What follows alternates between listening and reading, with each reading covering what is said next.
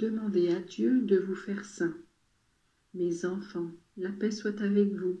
Je suis Jésus de Nazareth, Fils de Dieu, votre frère.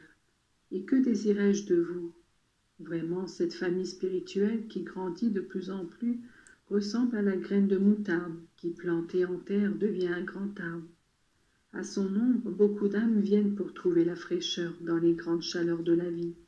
Mais moi, je désire que chacun de vous soit un arbre qui, enfonçant les racines d'une foi profonde dans le terrain fécond de l'humilité et de la souffrance, donne des fruits abondants de bien, pour la gloire de Dieu et le profit de tout le monde. C'est pourquoi il est nécessaire que votre docilité devienne de plus en plus grande, afin que votre agriculteur divin puisse continuer à vous cultiver. Comme elles me sont chères les âmes qui s'abandonnent à mon action, alors qu'elles me laissent agir, elles collaborent par leur bonne volonté à rendre mon action efficace. Il faut de la constance dans toutes les œuvres humaines, mais lorsqu'on parle de sainteté, l'insistance et la persévérance doivent être encore plus grandes. C'est pourquoi ne peut manquer le recours à Dieu. Si vous commencez à bâtir une maison sans bien faire les comptes, vous courez le risque de devoir l'interrompre à la moitié de la construction, parce qu'il vous manque les moyens de la terminer. Mais dans les choses de l'esprit, il suffit de se fixer un idéal et de recourir à Dieu pour le réaliser, car il ne laisse pas manquer les moyens à ceux qui les lui demandent. Vous avez la prière qui est un moyen infaillible. Durant ma vie, je vous ai dit, si l'ami auquel tu recours pour avoir de l'aide ne répond pas à ton désir au nom de l'amitié, il exaucera ta requête à cause de ton insistance. Qu'il en soit ainsi pour votre prière, ne vous lassez pas de prier, parce que Dieu est le meilleur ami à qui vous vous adressez pour tout demander. Sachez toutefois qu'il ne vous accorde que ce qui est bon pour vous. Un père ne donnera jamais un serpent à son enfant qui lui demande un œuf. Ainsi Dieu, à celui qui le prie, donnera-t-il seulement ce qui tourne à son profit spirituel, matériel et moral? Cependant, il est nécessaire et indispensable d'insister dans les demandes, après s'être fixé le point d'arrivée. Vous avez sans doute eu l'occasion d'observer le comportement des enfants.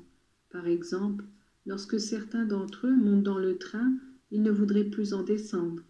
D'autres, lorsqu'ils vont en promenade, voyant exposés dans les magasins toutes sortes de jouets, s'entêtent à vouloir les acheter. Si les parents s'y opposent, ils savent qu'ils font bien et qu'ils aiment leurs enfants. Les hommes sont souvent comme des enfants. Ils croient qu'est bon tout ce qu'ils désirent. Mes chers enfants, regardez plutôt vers la sainteté comme un but à atteindre. Désirez la sainteté et ensuite abandonnez-vous dans les bras de la Providence, en acceptant minute après minute la volonté de Dieu. Si dans le voyage de la vie vous devez effectuer des arrêts obligatoires, peut-être à cause d'une maladie, d'un insuccès ou d'une difficulté quelconque, sachez que ce n'est pas pour autant qu'en sera entravé le cheminement de votre perfection, à condition que vous sachiez demeurer dans l'attitude des enfants entre les bras du Père. Vous pourriez être amené à croire qu'en réalité, c'est vous qui déterminez votre vie. Pensez-vous vraiment que je ne prépare pas avec sollicitude tout ce qui vous concerne? Ne vous ai-je pas conduit jusqu'ici?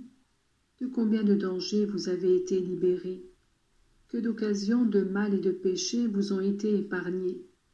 Si vous aviez la bonté de repasser votre existence année par année, vous verriez en tout événement, triste ou joyeux, qui vous a concerné, un signe divin duquel retirer un motif de reconnaissance et d'action de grâce. Certains disent « Il y a des années que je souffre », et moi je voudrais dire à chacun d'eux « Et toi, sais-tu de combien de maux pires tu as été protégé par cette souffrance, et de quelle grande utilité a été cette souffrance pour les autres, peut-être pour ton conjoint ou pour tes enfants? En outre, si tu pensais au paradis qui t'attend, comme tu serais avide de souffrance.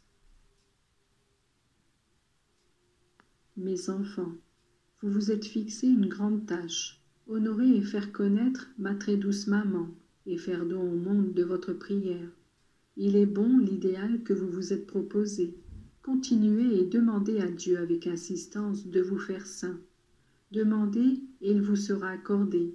Cette sainteté conquise pied à pied sera comme un grand don pour vous, qui vous aidera à répandre partout le royaume de Dieu. Mes enfants, je vous bénis et je vous assure de tout mon amour. À chacun sa tâche dans le cheminement du peuple de Dieu vers la terre promise. Que la joie et la constance soient en vos cœurs.